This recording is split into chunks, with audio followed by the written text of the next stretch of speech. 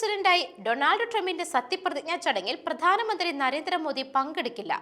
Indian സർക്കാരിന്റെ പ്രതിനിധിയായി വിദേശകാര്യമന്ത്രി എസ് ജയശങ്കർ പങ്കെടുക്കുമെന്ന് കേന്ദ്ര വിദേശകാര്യ മന്ത്രാലയം അറിയിച്ചു.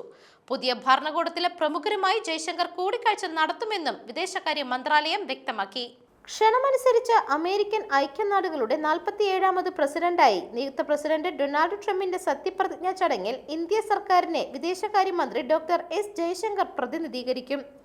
വിദേശകാര്യ മന്ത്രാലയം ഒരു പത്രക്കുറിപ്പിലൂടെയാണ് ഇത് അറിയിച്ചത്.